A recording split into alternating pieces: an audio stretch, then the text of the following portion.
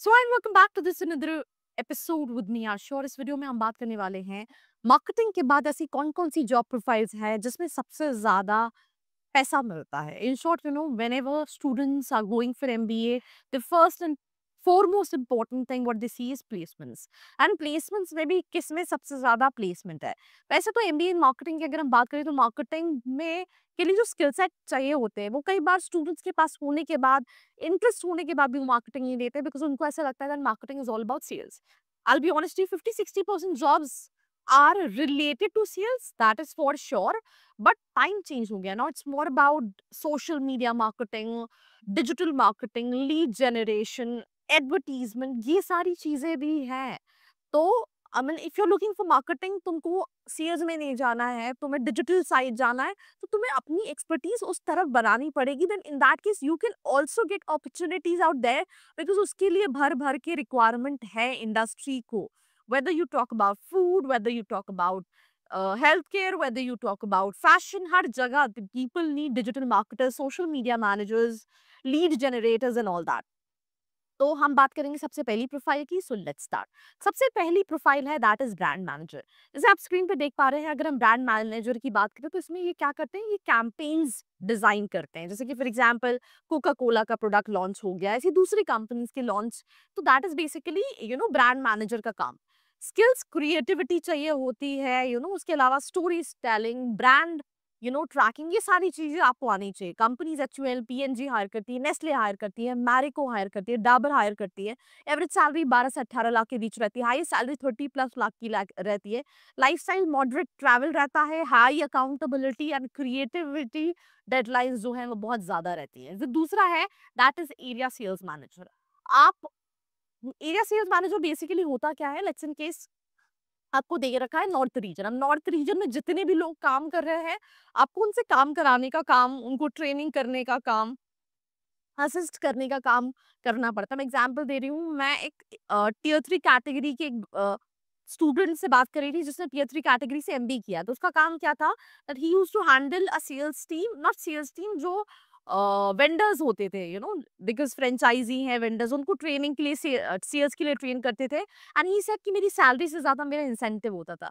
तो area sales manager में क्या है, आप इंसेंटिव बहुत कमाते हो, और अपने काम का नहीं, अपनी टीम के भी काम का इंसेंटिव आप कमा रहे होते हो। तो it has ample of opportunities. Regional growth and channel sales को देखना पड़ता है, FMCG market, in NCR, central India, north east, ऐसा देखना पड़ता है।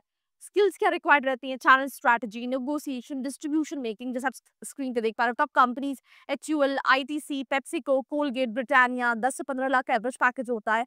हाईएस्ट पैकेज 25 लाख का है। ट्रैवल काफी ज्यादा करना पड़ता है, प्रेशर रहता है, एंड परफॉर्मेंस बेस भी इंसेंटिवाइजेशन होते हैं। तीसरा जो है, I will be honest you, इसके बारे में मुझे खुद बहुत ज्यादा नॉलेज नहीं है, that is category manager. But यहाँ पे अगर जैसे आप स्क्रीन पे देख पा रहे हो, कैटेगरी परफॉर्मेंस, जैसे फ्लिपकार्ट में इलेक्ट्रॉनिक्स कैटेगरी हो गई, राइट, या फिर कोई स्पेसिफिक कैटेगरी हो गई, तो उस अकॉर्डिंगली ये प्रोफाइल्स रहती हैं। इसमें क्या है, growth strategy, analytics, category planning करनी पड़ती है। Amazon, Flipkart, big basket, Reliance retail, Nykaa, ये सारी कंपनीज हायर करती हैं। 14 से 20 लाख का एवरेज पैकेज होता है, हाईएस्ट पैकेज 28 लाख का होता है।